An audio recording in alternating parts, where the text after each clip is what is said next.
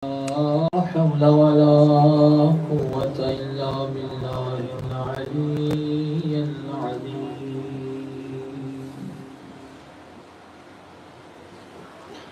حسبنا الله ونعم الوكيل، نعم المولى نعم النصير. أعوذ بالله من الشيطان الرجيم. ما شاء الله. بسم الله الرحمن الرحيم. الحمد لله الذي لا يبلغ مدحته القائلون ولا يحصي نعماءه العادون ما شاء الله. ولا يؤدي حقه المجتهدون الذي لا يدركه بعد الهمام ولا يناله غوص الفتان الذي ليس Only 4K, don't do 32K. Just do 4K video. ولا نعت موجود ولا أجل ممدود ولا وقت معدود فطر الخلائق قدرته ونشر الرياح برحمته. الصلاة والسلام على سيد الأنبياء والمرسلين شفيع المذنبين أنيس الغريبين رحمة للعالمين. أعني العبد المؤيد الرسول المسدد والمصطفى الأمجد أبا القاسم محمد.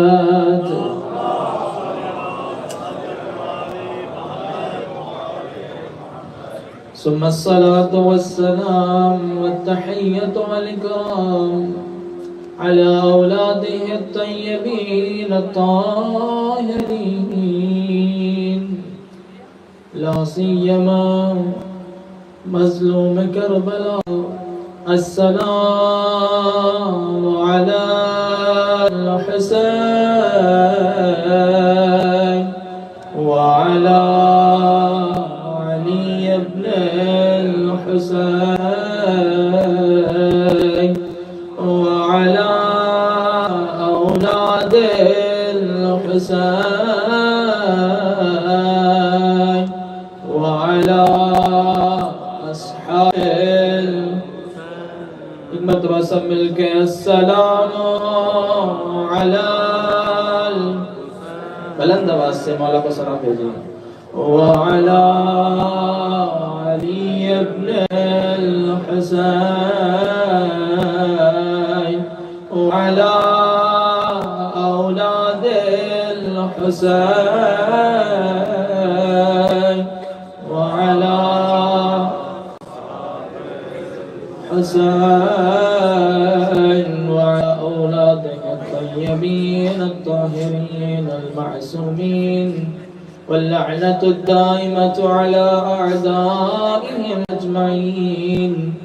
أما بعد فقد قال الله تبارك وتعالى في كتابه المجيد. بسم الله الرحمن الرحيم. قل هل يستوي الذين يعلمون والذين لا يعلمون إنما يتذكر أولو الألباب. صلوات محمد وعلى اللهم صل على محمد وآل محمد وعجل فرجهم. دیگر صلوات. اللهم صل على محمد وآل محمد واہ خالق کائنات آپ تمام مومنین کا یہاں اپنی بارگاہ میں عبادت فرمائے. اللہ آمین. جس مومن مومنات نے التماس دعا کا پروردگارا تو دلوں کے راز جانتا ہے، خدا سب کی دعاؤں کو قبول فرما۔ آمین۔ جتنے مومنین و مومنات تشریف فرمائے، جو جو حاجات رکھتے ہیں خدا سب کی حاجات کو فرما۔ آمین۔ علی کے چاہنے والے، حسین کا غم منانے والے، دنیا میں جہاں جہاں موجود خدا سب کی حفاظت فرما۔ آمین۔ پروردگار اللہ اس عزاداری کے حقیقی وارث یوسف زہرا امام زمان علیہ السلام کے ظہور میں تعجیل فرما۔ ہم سب کو امام علیہ السلام کی زیارت نصیب فرما۔ رحیم اللہ امام کے مقصد کو سمجھنے اور اس پر عمل کرنے کی توفیق عطا فرما۔ تمام دعاؤں کی قبولیت کے لیے بآواز بلند صلوات۔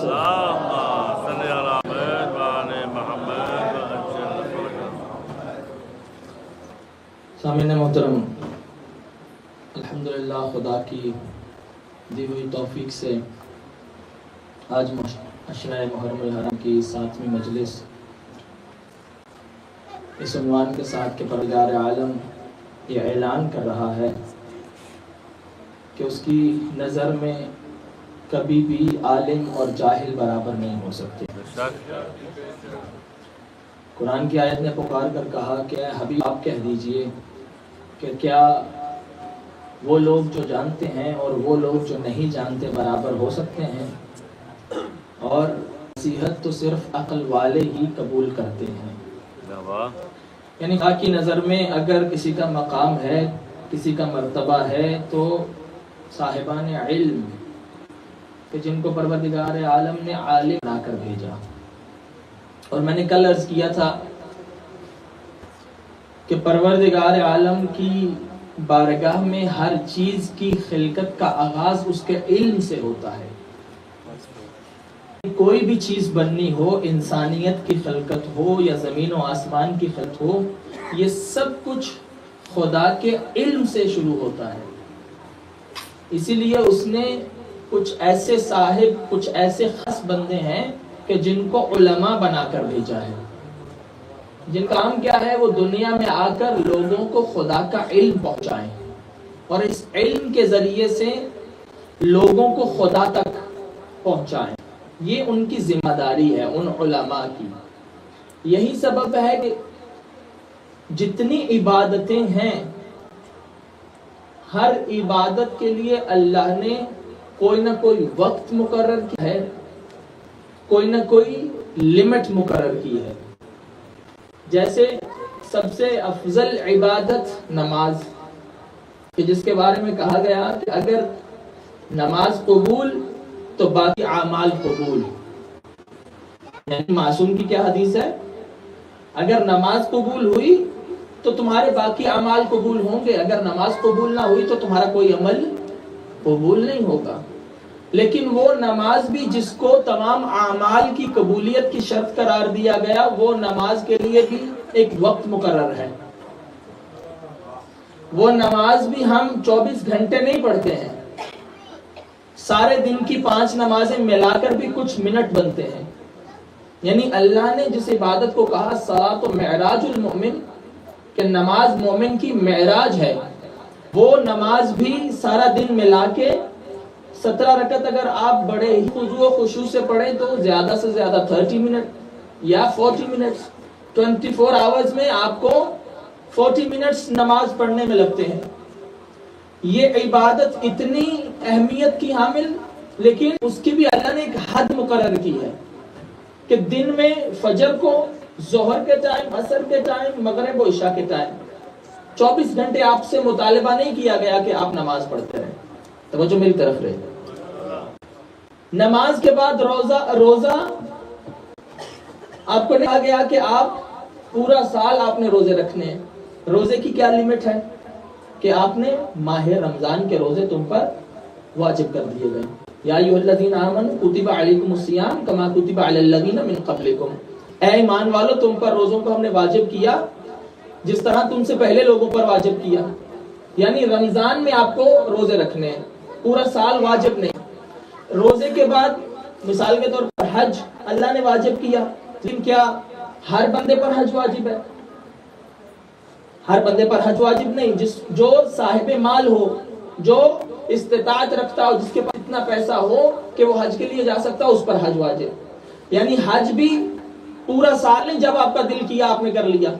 آپ نے حج بھی ذی الحج کے مہینے میں جا کے اور مکہ میں جا کے کرنا ہے. یعنی آپ نیو پورٹ میں حج نہیں کر سکتے. اللہ نے اس کی بھی ایک لمٹ دی ہے کہ حج کرنا ہے تو ذی الحج کے مہینے میں اور مکہ میں جا کر, اس کے علاوہ حج نہیں ہو سکتا. زکوٰۃ کب دیتا ہے انسان؟ جب اس پاس اتنا مال آ جائے, اتنی بھیڑ بکریاں آ جائیں, اتنا سونا چاندی آ جائے کہ وہ حد نصاب تک پہنچ جائے. مثال کے طور پر کسی کے پاس 100 تولے سونا آ جائے, مثال کے طور پر مختلف جو اس کی حد نصاب ہے اس تک پہنچ جائے, پھر آپ زکوٰۃ دیں.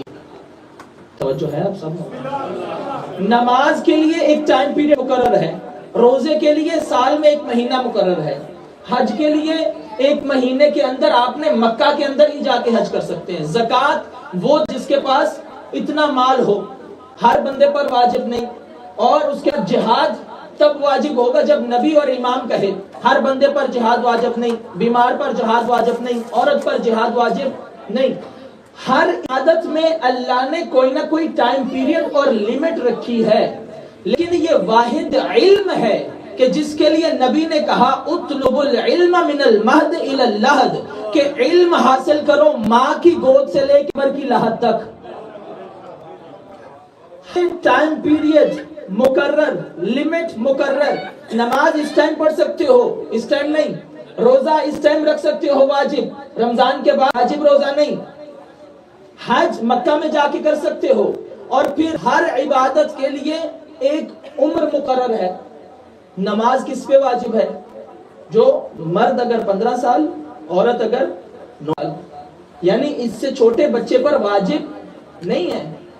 روزہ اسی طرح بالغ ہوگا تو واجب. حج اگر مال آ جائے گا تو واجب, اگر مال نہیں ہے تو حج واجب نہیں ہے. زکوٰۃ مال ہوگا تو دے گا. اگر نبی بلائے گا, امام بلائے گا تو جہاد واجب. لیکن علم کے لیے کہا گیا کہ علم میں نہ کسی عمر کی قید ہے. یہ نہیں کہا گیا جوان ہو گئے تو علم حاصل کرو, کہا ماں کی گود سے لے کے قبر کی لحد تک حاصل کرو. یعنی علم کی اہمیت یہ ہے کہ علم سے کسی کو چھٹی نہیں ہے. علم سے کسی کو چھٹی نہیں دی گئی کہ اگر کوئی بچہ ہے نہ حاصل کرے. نبی نے کہا ماں کی گود سے لے کے قبر کی لحد تک علم حاصل کرو. کہا علم حاصل کرو چاہے تمہیں چین جانا پڑے. علم حاصل کرنا, طلب العلم فریضۃ علی کل مسلم و مسلم. علم حاصل کرنا ہر مسلمان مرد اور عورت پر واجب ہے. جہاد میں کہا گیا کہ عورت پر جہاد واجب نہیں ہے.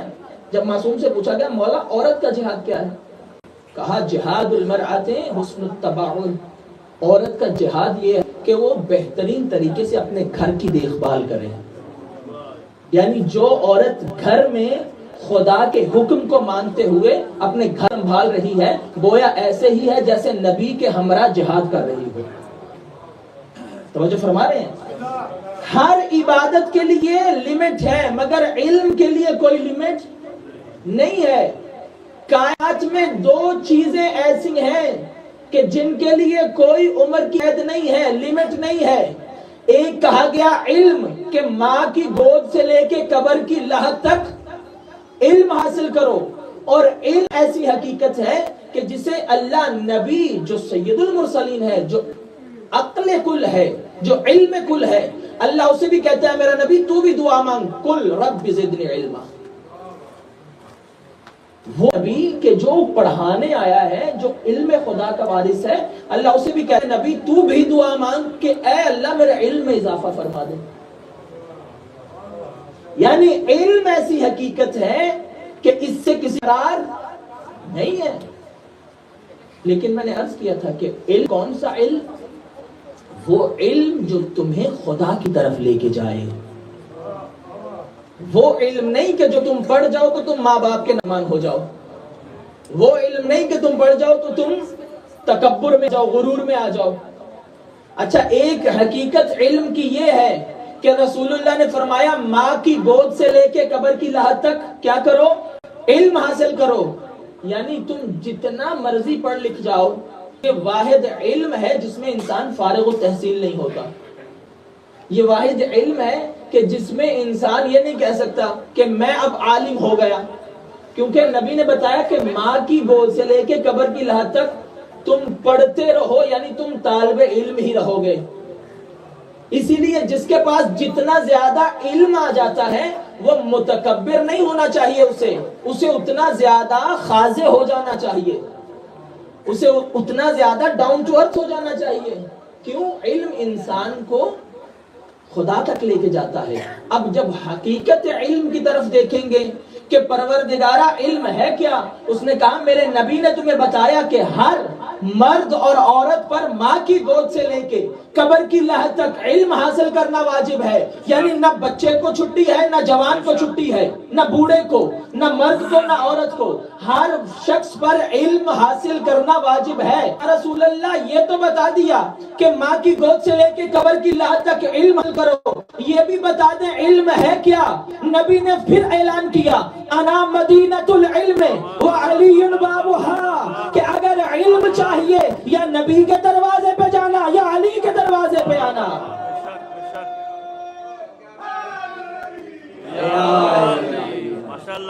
کہ اگر علم تمہیں چاہیے تو یا نبی کے پاس آنا یا علی کے پاس آنا. یہ تمہیں بتائیں گے علم کیا ہے، یہ تمہیں بتائیں گے کہ خدا کا علم کیسا علم ہے. یہی سبب ہے میں نے عرض کیا دو چیزوں میں قید نہیں رکھی گئی، دو چیزوں میں کوئی لمٹ نہیں ہے، نہ بنے کی، نہ جوانی کی، نہ مرد کی، نہ عورت کی. ایک علم ہے.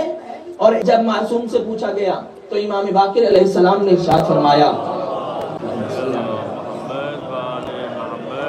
امام فرماتے بنی الاسلام علی خمسۃ اشیاء، فرمایا کہ اسلام 5 چیزوں پر قائم ہے. اسلام کی بنیاد 5 چیزیں ہیں. بیس آف ریلیجن آف 5 things. وہ کیا ہے؟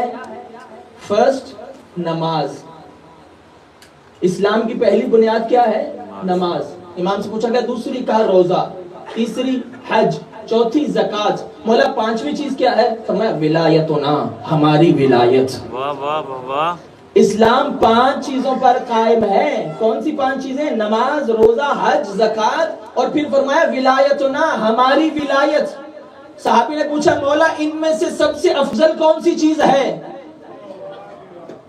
نماز، روزہ، حج، زکوٰۃ. امام نے فرمایا سب سے افضل ہماری ولایت. کہا مولا وہ کیسے؟ امام نے فرمایا کہ نماز اس وقت واجب ہے جب بندہ 15 سال کا ہو جائے، اور اگر تم سفر پہ ہو تو نماز قصر ہو جائے گی، 4 رکعت کو 2 رکعت پڑھو گے. اور روزہ تب واجب ہے جب تم اپنے وطن میں ہو، اگر تم سفر پہ ہو تو تم پہ روزہ واجب نہیں، قضا ہو جائے گا، تم اس کو بعد میں رکھو گے. حج اگر تمہارے پاس مال ہے تو تم حج کرو گے، زکوٰۃ اگر مال ہے تو دو گے. لیکن امام فرماتے ہیں ہماری ولایت اگر بچہ ہے اس پہ بھی واجب، اگر بڑا ہے تو اس پہ بھی واجب، اگر جوان ہے اس پہ بھی واجب، مرد ہے اس پہ بھی واجب، عورت ہے اس پہ بھی واجب. کام سے اللہ نے تمہیں چھٹی دی ہے لیکن ہماری ولایت کے بغیر کچھ قبول نہیں ہوگا.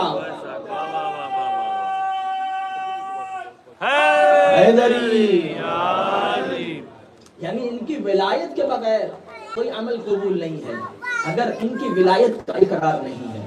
بس 2 چیزیں، علم اور ولایت اہل بیت. اسی لیے اللہ نے علم کو بھی اہل بیت کے ساتھ مختص کر دیا، اہل بیت کے ساتھ خاص کر دیا. یہی سبب ہے روایتیں کہتی ہیں کہ لوگ آ کر میرے مولا کا امتحان لیتے تھے. وہی عرب کے جاہل بدو کہ امیر کائنات سے آ کے کیسے سوال پوچھتے تھے کہ مولا یہ بتائیے میرے سر کے بال کتنے ہیں، یہ بتائیے مولا کہ میرے ہاتھ میں کیا ہے. وہ علی جو زمین پہ بیٹھ کے کہے سلونی سلونی قبل ان تفلونی انی عالم طرق السماوات والارض، کہ میں زمین سے زیادہ آسمانوں کے راستے بہتر جانتا ہوں. اس علی سے آ کے پوچھتے ہیں میرے سر کے بال کتنے ہیں، میرے ہاتھ میں کیا ہے. کچھ لوگوں نے منصوبہ بنایا کہ اب مولا کے پاس جائیں گے اور نعوذ باللہ علی کو شرمندہ کر کے آئیں گے. انہوں نے کہا 10 لوگ جمع ہوئے اور انہوں نے ایک منصوبہ بنایا کہ ہم مولا کے پاس جائیں گے، ایک ایک کر کے جائیں گے. جب مولا مسجد میں بیٹھے ہوں گے تو مولا سے جا کے ایک ہی سوال پوچھیں گے اور انہیں کہیں گے ہمیں مختلف جواب دو. ایک ہی سوال پوچھیں گے لیکن جواب مختلف ہونے چاہیے. اب روایتیں کہتی ہیں کہ آئے سارے جمع ہو میرے کائنات کے پاس کہ یا علی ہمارا کچھ سوال ہے. ایک شخص آیا, مسجد بھری ہے, اصحاب بیٹھے ہیں, میرے مولا نے کہا پوچھو. کہنے لگے یا علی یہ ہے, علم افضل ہے یا مال؟ علم افضل ہے یا مال؟ امیر کائنات نے فرمایا علم افضل ہے. کہا کیوں یا علی؟ میرے مولا نے فرمایا اس لیے کیونکہ مال فرعون کی وراثت ہے, علم انبیاء کی وراثت ہے. آپ بیدار ہیں؟ امیر کائنات منبر سلونی کا خطیب بول رہا ہے کہ کون علی؟ کہا یا علی علم افضل ہے یا مال؟ کہا علم. کہا کیونکہ علم انبیاء کی وراثت ہے, مال فرعون کی وراثت ہے. وہ بیٹھ گیا. اتنی دیر میں دوسرا شخص کھڑا ہوا, یا علی علم افضل ہے یا مال؟ مولا نے فرمایا علم افضل ہے. کہا یا علی دلیل کیا ہے؟ مولا فرماتے اس لیے کہ علم تمہاری حفاظت کرتا ہے اور مال کی تمہیں حفاظت کرنا پڑتی ہے. کیا بات. اب اسے بھی جواب ملا, یہ بھی مایوس ہو کے بیٹھ گیا. تھوڑی دیر گزری, تیسرا کھڑا ہوا, یا علی میرا سوال ہے. کہا پوچھو. مولا علم افضل ہے یا مال؟ کہا علم افضل ہے. کہا کیا دلیل ہے؟ مولا فرماتے اس لیے کیونکہ علم بانٹنے سے زیادہ ہوتا ہے, مال بانٹنے سے کم ہو جاتا ہے. اب اس نے بھی سوال کا جواب لیا, بیٹھ گیا. چوتھا کھڑا ہوا, یا علی علم افضل ہے یا مال؟ مولا نے فرمایا علم افضل ہے. کہا کیوں؟ دلیل کیا ہے؟ مولا فرماتے اس لیے کہ عالم کے دوست زیادہ ہوتے ہیں, مالدار کے دشمن زیادہ ہوتے ہیں. اب جب 4-5 کو جواب ملا تو پریشان ہو گئے کہ یہ کیا ہوا, ہم تو علی کو نعوذ باللہ رسوا کرنے آئے تھے کہ علی سے ایک ہی سوال پوچھیں گے. اتنے میں ایک اور کھڑا ہو گیا, یا علی میرا بھی سوال ہے. کہا علم افضل ہے یا مال؟ کہا علم افضل ہے. کہا کیا دلیل ہے؟ کہا دلیل یہ ہے کہ علم والے کو لوگ سخی سمجھتے ہیں, مال والے کو لوگ کنجوس سمجھتے ہیں. اب جب اسے جواب ملا تو ساتھ والے کو کہنے لگا کہ ہم جو سوچ کے تو ویسا تو نہیں ہوا. دوسرا کہتا ہے اس کا مطلب ہے نبی صحیح کہتے ہیں نا مدینۃ العلم علی بابھا. کہا نبی نے ایسے تھوڑی کہا تھا کہ علی علم کا دروازہ ہے. اتنے میں ایک شخص مسجد میں داخل ہوا. اب لوگ طرف دیکھ رہے ہیں کہ لگتا ہے یہ بھی وہی سوال پوچھے گا. اب منصوبہ جو بنا کے آئے تھے کہ 10 لوگ علی سے مختلف ایک ہی سوال پوچھیں گے اور جواب مختلف ہونا چاہیے. وہ جب مسجد میں داخل ہوا اس نے لوگوں کو دیکھا, ہر بندہ اس کی طرف دیکھا. ایک مرتبہ زمین پہ بیٹھ گیا. لوگوں نے سوچا شاید اب یہ سوال نہ پوچھے. جب لوگوں نے اپنا رخ موڑا, پیچھے سے آواز آئی, یا علی میرا سوال ہے. کہا پوچھو. کہا علم افضل ہے یا مال؟ میرے مولا نے فرمایا علم افضل ہے. کہا یا علی دلیل؟ کہا اس لیے کہ مال جب تم مر جاتے ہو تو دنیا میں ہی رہ جائے گا, لیکن علم وہ ہے جو مرنے کے بعد بھی تمہارے ساتھ جائے گا.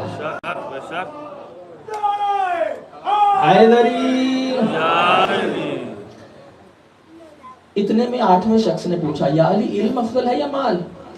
لوگ پریشان ہیں کہ آج ہو کیا رہا ہے. مسجد نبوی میں رہتے جملے ہیں کہ لوگ ایک دوسرے کو دیکھ رہے ہیں کہ یہ ہو کیا رہا ہے. ایک ہی سوال. اس نے کہا علم افضل یا مال؟ مولانا نے فرمایا علم افضل ہے. کہا یا علی دلیل کیا ہے؟ کہا اس لیے کہ مال چوری ہو سکتا ہے, علم چوری نہیں ہو سکتا. اتنے میں ایک اور شخص آیا, یا علی علم افضل ہے یا مال؟ کہا علم افضل ہے. دلیل کیا ہے؟ کہا جس کے پاس مال ہوتا ہے اس میں تکبر آ جاتا ہے, جس کے پاس علم ہوتا ہے وہ اتنا ہی خاضع ہو جاتا ہے, وہ اتنا ہی آپ کو جھکا کے رکھتا ہے. اب جب سب کو جواب مل گئے یہ مایوس ہو گئے. اب انہوں نے سوچا علی کو تو رسوا کر نہیں سکے, ہماری بےزتی ہو گئی. 10 کے 10 اٹھے اور مسجد سے باہر جانے لگے. جو ہی دروازے سے نکل رہے تھے میرے مولا نے پیچھے سے آواز دے کے فرمایا, اے جانے والوں سنو, تم تو 10 ہو. فرمایا اگر قیامت تک پوری کائنات آ کے علی سے ایک ہی سوال کرتی رہے, علی سب کو جواب دے گا. نعرہ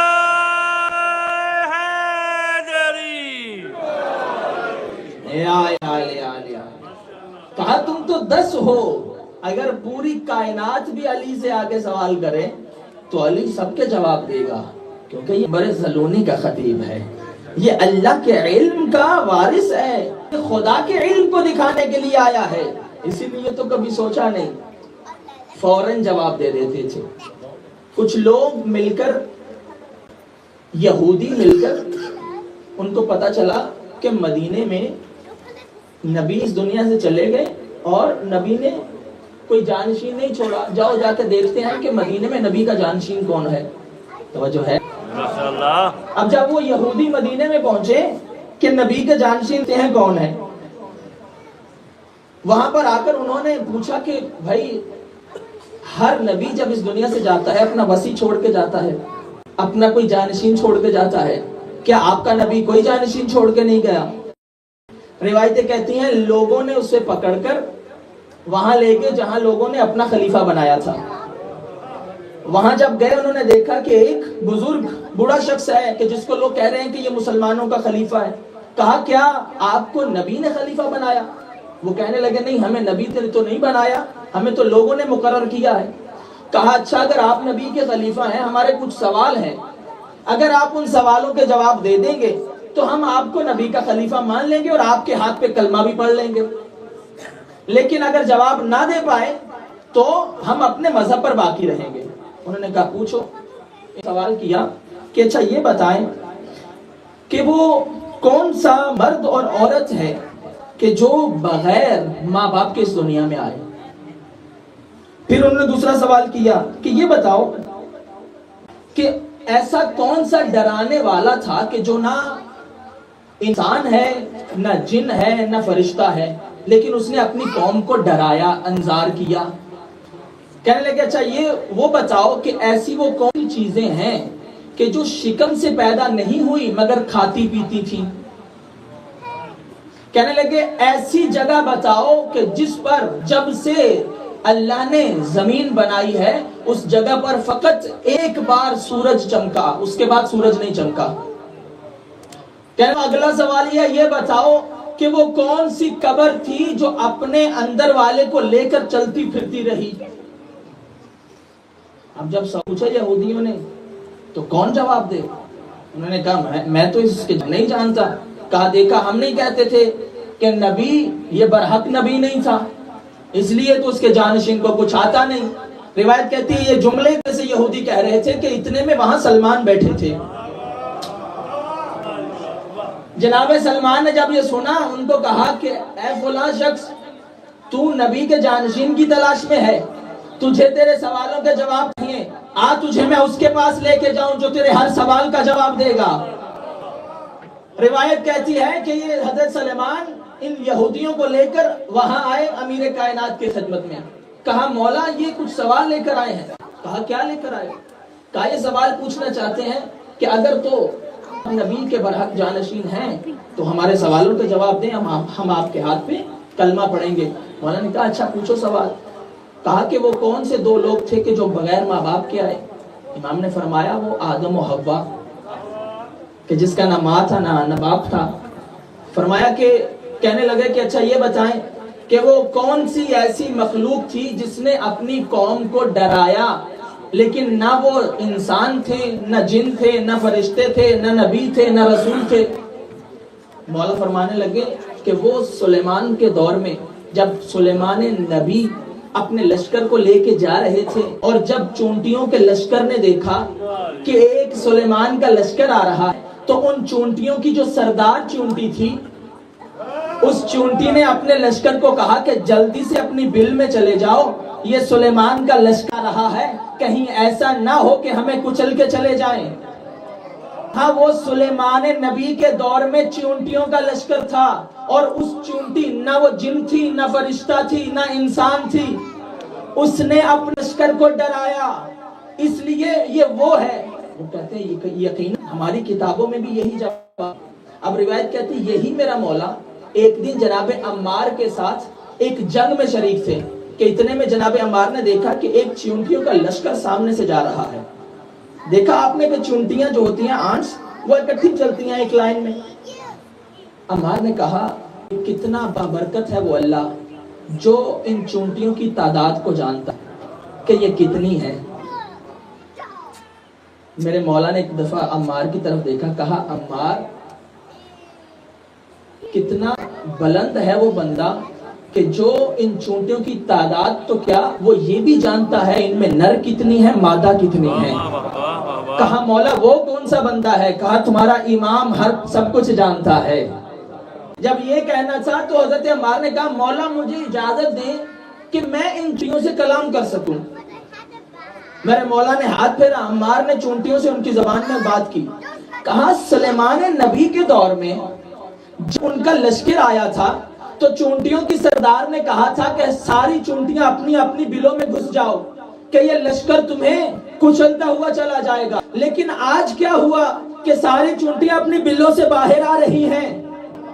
تو چونٹیوں کی سردار نے عمار سے کہا کہ اے عمار اس وقت تھا سلیمان یہ ہے علی کا لشکر.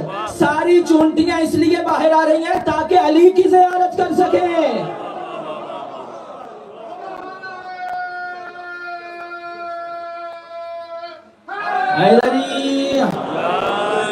اب یہ میرے مولا ان کو سوالوں کا جواب دے رہے ہیں. کہنے لگے مولا یہ بتائیں کہ وہ کون سی قبر ہے کہ جو اپنے اندر والے مردے کو لے کے چلتی پھرتی تھی؟ امام نے فرمایا کہ حضرت یونس جو مچھلی کے پیٹ میں تھے، اللہ نے اس مچھلی کو 40 دن تک حضرت یونس اس کے پیٹ میں رہے اور مچھلی پورے دریا میں چکر لگاتی رہی. کہا اچھا یہ بتائیں وہ کون سی زمین ہے کہ جس پر جب سے کائنات بنی ایک مرتبہ فقط سورج وہاں چمکا، ایک مرتبہ سورج کی روشنی وہاں پڑی، اس کے بعد نہیں پڑی اور نہ قیامت تک پڑے گی؟ امام نے فرمایا کہ وہ حضرت موسیٰ علیہ السلام نے جب دریا میں رستے بنائے تھے، کہا وہ پہلی مرتبہ ان رستوں میں سے جب دریا نے رستہ دیا تو وہاں پر سورج چمکا. جب موسیٰ گیا دریا بند ہو گیا. کہا وہ ایک ہی مرتبہ اس جگہ پہ سورج چمکا. لیکن روایتوں کے جملے ہیں کہ جب حضرت موسیٰ وہاں پہنچے تو حضرت موسیٰ نے کیا دیکھا کہ آگے دریا، پیچھے فرعون کا لشکر. خدا کی طرف دیکھا، خدایا آگے بھی موت پیچھے بھی موت. اور وہ جو ہماری پنجابی کی مثال ہے کہ موسیٰ ڈریا موتوں تے موت اگے کھڑی، یعنی فرعون سے بچنے کے لیے بھاگ رہے تھے اپنے قوم کو لے کر اور آگے دریا آ گیا. کہا خدایا کیا کروں؟ اب روایت کے جملے ہیں کہ وہاں پروردگار عالم نے موسیٰ پر وحی نازل کی کہ اے موسیٰ اپنے دل میں ایک مرتبہ پھر سے خدا کی توحید کی تجدید کر اور میرے نبی کی رسالت کا اقرار کر، اور ایک مرتبہ پھر اپنے دل میں میرے ولی علی کی ولایت کا اقرار کر، اور دریا میں اپنے عصا کو مار راستہ خود بن جائے گا.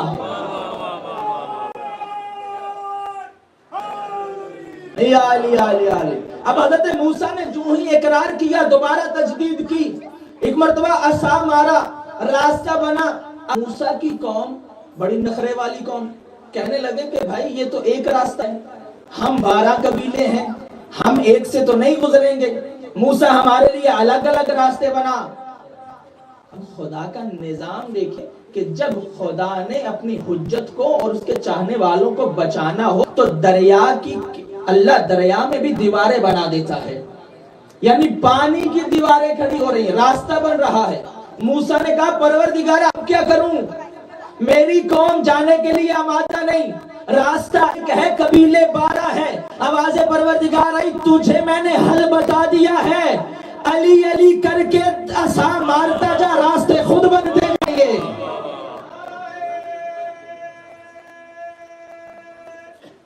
حیدری نعرہ تکبیر، نعرہ رسالت، نعرہ حیدری، یا علی علی لندر سلوات، اللہ صلی علی.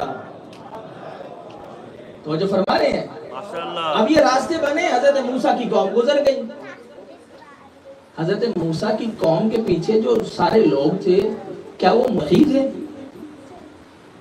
کیا وہ سارے کے سارے نیک تھے؟ بڑے ایسے لوگ بھی تھے جو کہہ رہے تھے کہ موسیٰ نے ہمیں کہاں پھنسوا دیا، پیچھے فرعون ہے، آگے دریا ہے، موسیٰ اب ہمیں مروا دے گا. لیکن اللہ نے کیا اہتمام کیا؟ جب تک موسیٰ کا آخری بندہ دریا سے نکل نہیں گیا، فرعون کا آخری بندہ داخل نہیں ہو گیا، تب تک دریا بند نہیں ہوا. سے موسیٰ کا آخری بندہ نکلا، ادھر سے فرعون کا داخل ہوا، دریا بند ہوا، فرعون کے سارے غرق ہو گئے، موسیٰ کے سارے بچ گئے۔ بھائی اب سمجھ میں آیا کہ اللہ کی حجت تھی ایک، قبیلے 12، لیکن ایک حجت نے 12 کو بچا لیا۔ بھائی جب ایک خدا کی حجت 12 قبیلوں کو بچا سکتی ہے تو کیا 12 امام ایک قبیلے کو نہیں بچا سکتے؟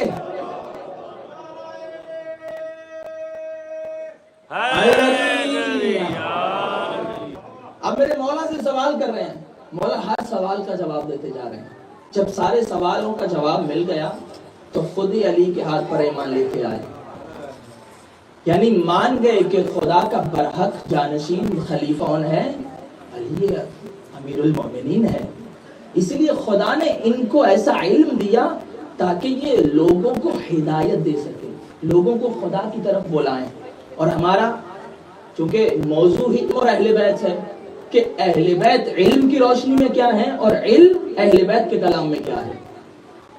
بس علم اللہ نے خاص کیا اہل بیت کے ساتھ، جو علم اللہ نے انہیں عطا کیا وہ کائنات میں کسی کے پاس نہیں ہے۔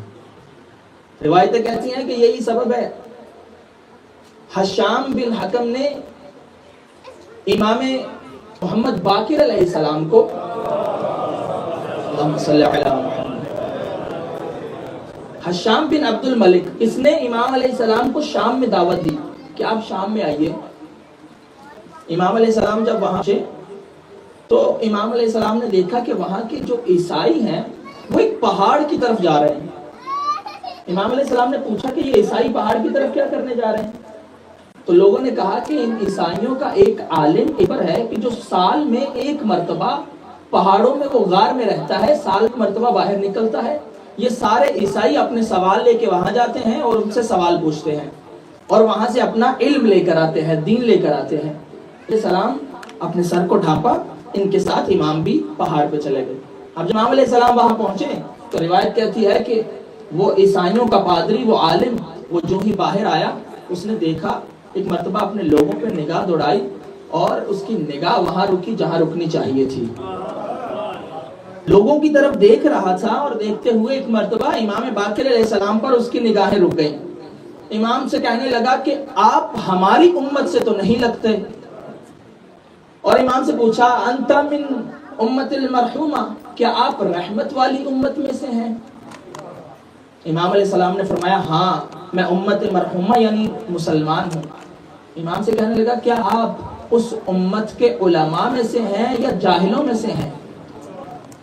توجہ چاہتا ہوں، آپ اس امت کے علماء سے ہیں یا جاہلوں میں سے ہیں؟ امام علیہ السلام کا جواب سبحان اللہ، کلام الامام امام الکلام ہوتا ہے۔ امام نے فرمایا کہ میں اس امت کے جاہلوں میں سے نہیں ہوں، یہ نہیں کہا کہ میں اس امت کے علماء سے ہوں، کیونکہ اگر امام کہتے کہ میں اس امت کے علماء میں سے ہوں تو ہو سکتا تھا وہ سمجھتا کہ ان کے پلے کا کوئی اور ہو سکتا ہے، ہو سکتا ہے وہ سمجھتا کہ امام اگر کہتے میں علماء میں سے ہوں تو لازمی نہیں ہے کہ عالم سب کچھ جانتا ہو، کچھ جانتا ہے کچھ نہیں جانتا۔ امام نے فرمایا میں اس امت کے بھلا میں سے یعنی جاہل نہیں ہوں، یعنی امام بتا رہے کوئی علم ایسا نہیں ہے جس سے میں جاہل ہوں، کوئی علم ایسا نہیں ہے جسے مجھے نہ آتا ہو، جو مجھے نہ آتا ہو۔ امام سے کہتا ہے اچھا یہ بتائیں کہ آپ سوال کریں گے یا میں کروں؟ امام نے فرمایا تو سوال کر۔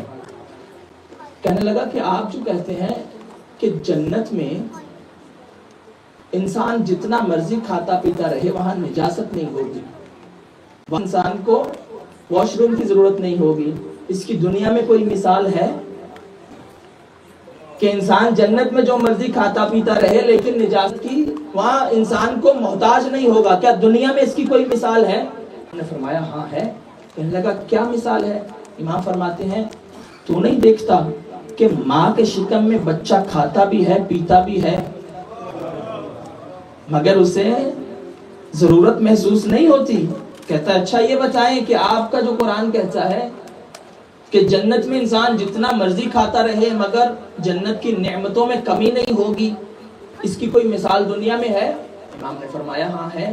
کہنے لگا کیا مثال ہے؟ امام فرماتے ہیں کہ تم نہیں دیکھتے کہ ایک آگ اور چراغ سے جتنے مرضی چراغ جلاتے جاؤ اس آگ میں کمی نہیں آتی.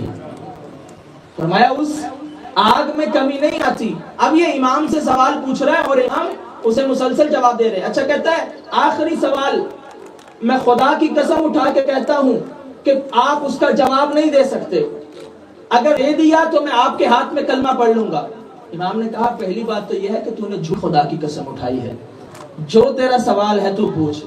کہنے لگا اچھا یہ بتائیں وہ کون سے دو لوگ ہیں, دو بھائی ہیں کہ جو ایک ہی دن دنیا میں آئے اور ایک ہی دن فوت ہوئے, لیکن ایک بھائی دوسرے بھائی سے 100 سال بڑا تھا, 100 سال بڑا تھا. کہا ایک ہی دن پیدا ہوئے, ایک ہی دن فوت ہوئے, لیکن ایک کی عمر 50 سال تھی, ایک کی عمر 150 سال تھی.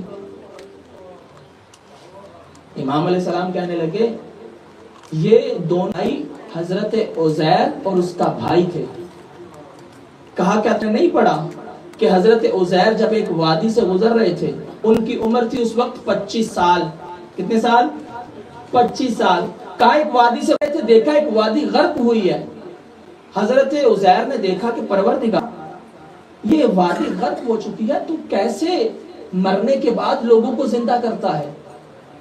جب حضرت عزیر نے یہ جملہ کہا, حضرت عزیر جس گھوڑے پر سوار تھا, جس گدھے پر سوار تھے اور ساتھ کچھ کھانا تھا, وہیں پر گرے اور موت آ گئی. وہیں پر گرے اور موت آ گئی. اور اللہ نے جب ان کو اٹھا تو ان سے پوچھا, قرآن کہتا ہے اللہ نے ان سے پوچھا کہ اے عزیر یہ بتا کہ تو کتنا سویا. کہنے لگے میں یا ایک دن سویا ہوں یا 2 دن. لیکن قرآن کہتا ہے اے عزیر تو 100 سال تک سوتا رہا ہے. کہا اپنے قرآن کی آیت ہے, اپنے گدھے کی طرف دیکھ, اس کی ہڈیاں بھی گل سڑ چکی ہیں, لیکن اس کھانے کی طرف دیکھ جو تیرے پاس تھا وہ ایسے ہے جیسے اسے کسی نے چھوا ہی نہیں ہے. کہا 100 سال کے بعد وہ زندہ ہوئے. 100 سال کے بعد وہ جب اپنے گھر واپس آیا تو اس کا بھائی کتنے سال کا ہو چکا تھا؟ 125 سال. اور حضرت اس کا بھائی 125 سال اور یہ وہی 25 سال کا تھا. کہا یہ اس نے پھر اگر اپنے بھائی کے ساتھ 25 سال زندگی گزاری. جب یہ 150 سال, اس کا 150 سال کا ہو گیا, یہ 50 سال کا ہو گیا, دونوں ایک ہی دن اس دنیا سے چلے گئے. امام علیہ السلام نے جو ہی جواب دیا, کہنے لگا یہ بتاؤ میرا کیا نام ہے. امام نے فرمایا انا محمد بن علی بن حسین بن علی. کہنے لگا کہ یہ بتاؤ کہ تم اس علی کی نسل سے ہو جس کا انجیل میں ایلیا نام ہے. کہا ہاں میں اسی کی نسل میں ہوں. کہا کہیں تم اس نبی کے نواسے تو نہیں جب انجیل میں محمد اور احمد کہا گیا. کہا ہاں اسی کی نسل سے ہوں. آگے بڑھ کے فوراً قدموں میں گرا. کہا اے مولا مجھے بھی کلمہ پڑھا دیجئے. جس عیسائی کے پاس لوگ اپنے سوال لے کے گئے تھے تاکہ وہ عیسائیت سکھائے, وہ اہل بیت سے علم سیکھ رہا ہے. یعنی اس طرح سے اہل بیت نے خدا کو تعارف کروایا, خدا کو پہچانوایا لوگوں کو. علم اہل بیت ہے کہ انسان کو خدا تک پہنچا دیتا ہے. لوگ ہمیں کہتے ہیں کہ عجیب ہیں, جب دیکھو علی علی کرتے رہتے ہیں, حسین حسین کرتے رہتے ہیں, یہ نعوذ باللہ اہل بیت کو اللہ سے ملا دیتے ہیں. ہم نے کہا اپنے جملے کو درست کرو, ہم اہل بیت کو اللہ سے نہیں ملاتے, بلکہ یہ اہل بیت نے ہمیں اللہ سے ملوا دیا ہے.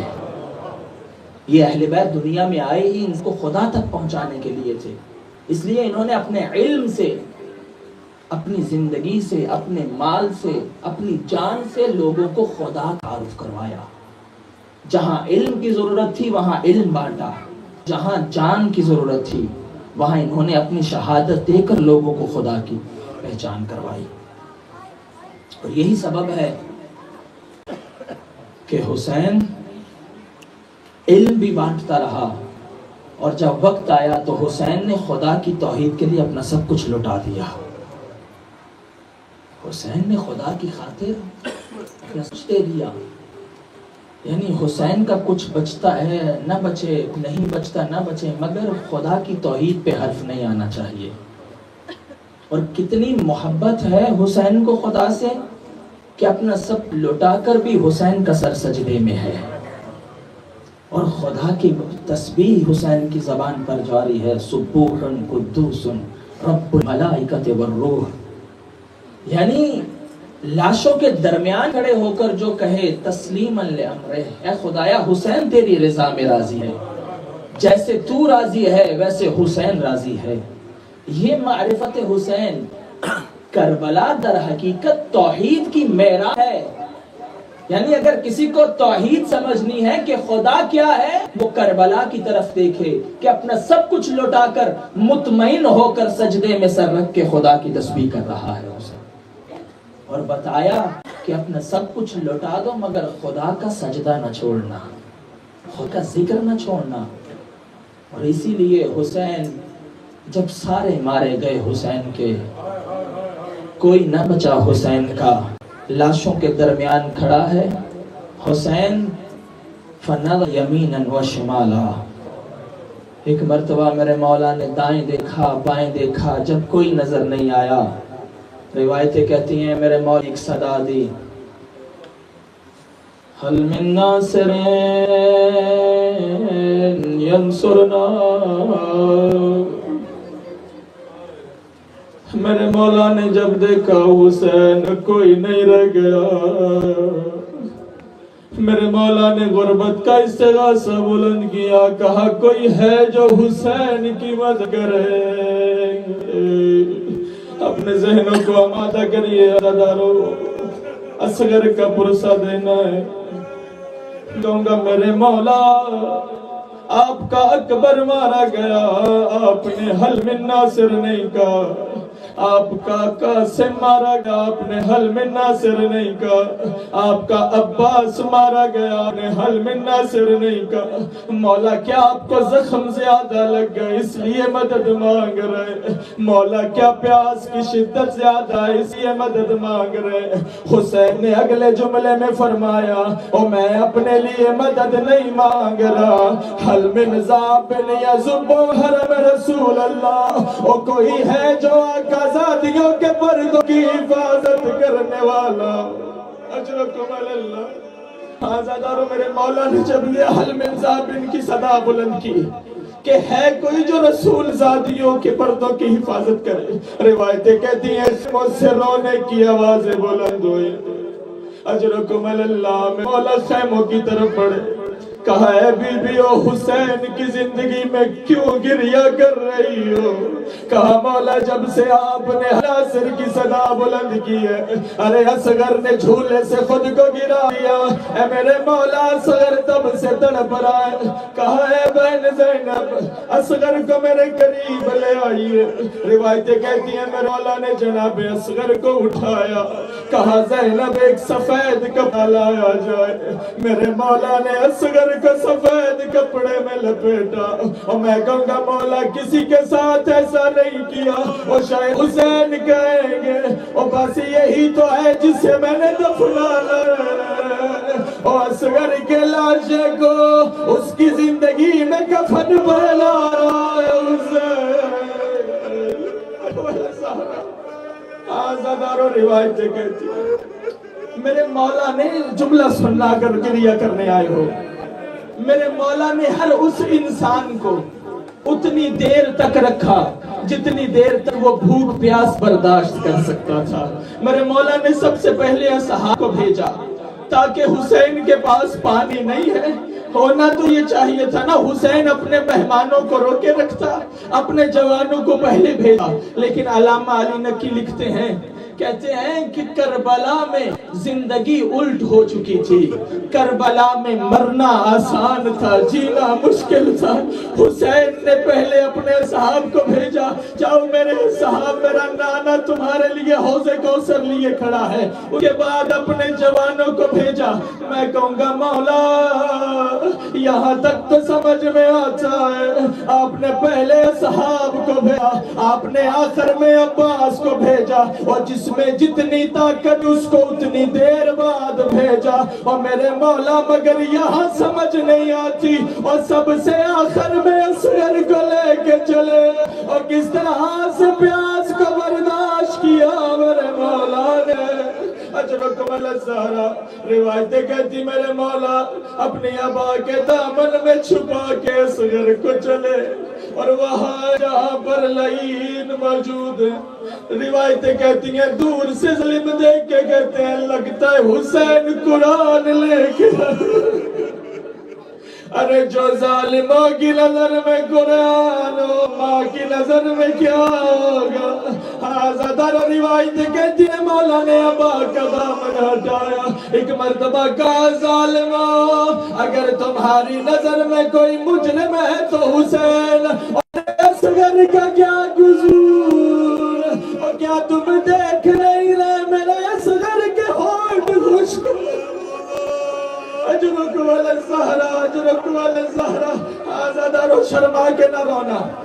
روایتیں کہتی ایک مرتبہ حسین کے ہاتھوں پہ علی اصغر میرے مولا نے ایک جملہ کہا وَلَا تَرَوْنَ كَيْفَ يَتَلَزَّا. اگر گریہ کر رہے ہو تو دیکھنا میری طرف.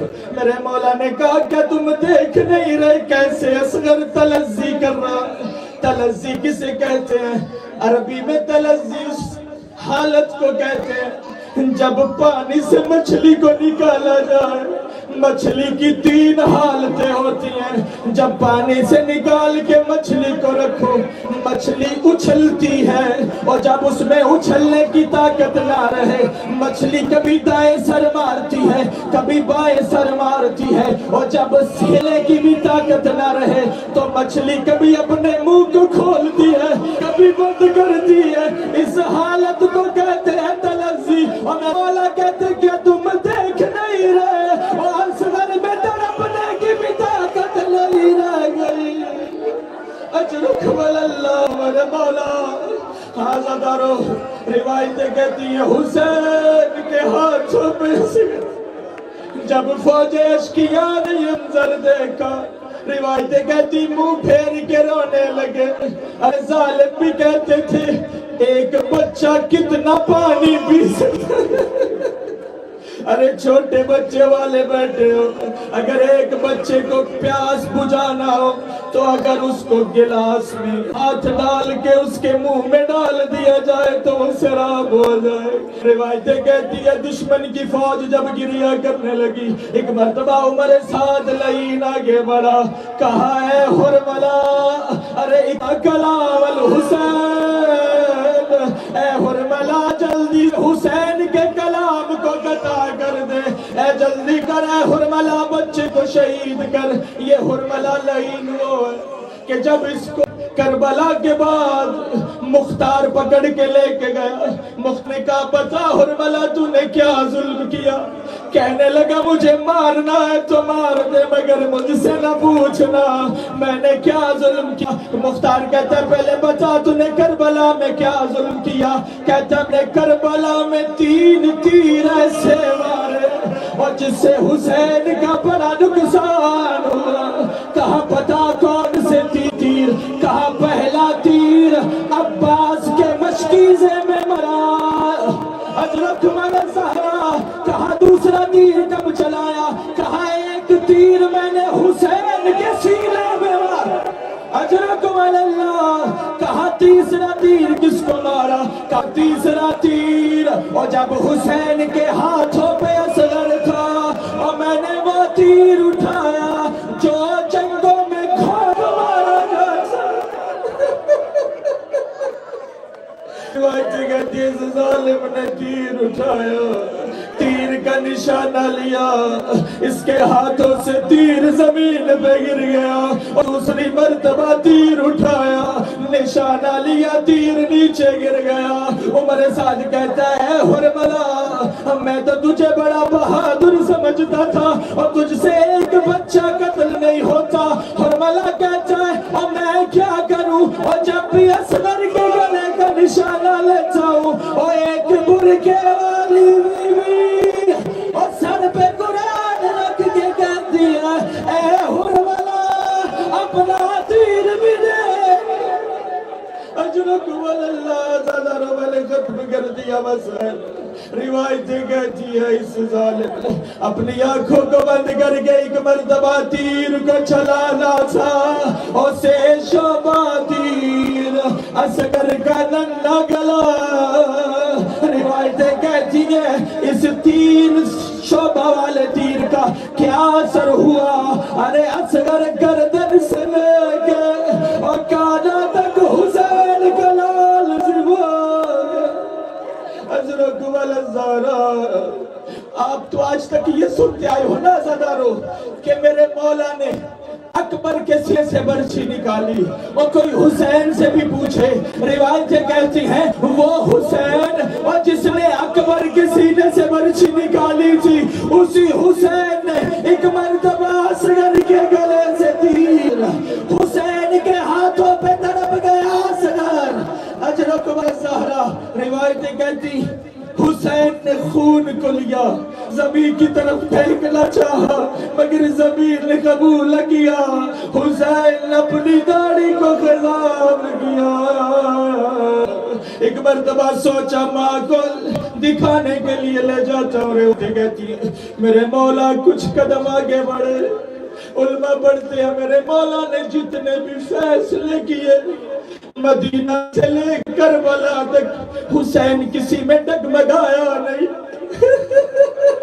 حسین کا صبر کسی میں آزمایا نہیں گیا، حسین نے جو فیصلہ کیا اس پہ عمل کیا، لیکن میرے مولا کی کیا غربت، ارے سوچا اصغر کو لے کے خیموں میں جاتا ہوں، 7 مرتبہ آگے بڑھا، 7 مرتبہ پیچھے ہٹا، ارے ماں سے کہہ کے آیا تھا پانی پلانے لے جا رہا ہوں، ارے ماں کو کیا دکھاؤں گا، آزادار حسین میرے مولا خیموں کے باہر آئے، خیموں کے باہر آ کے ایک مرتبہ میرے مولا نے آواز دیا رباب، میرے مولا نے جو ہی آواز دی روایتیں کہتی ہیں سکینہ جلدی سے دوڑتی ہوئی ہے، کہا بابا اصغر کو پانی پلا دیا اور تیری سکینہ پیاسی رہ گئی، اور کہا ایسا پانی پی کے آیا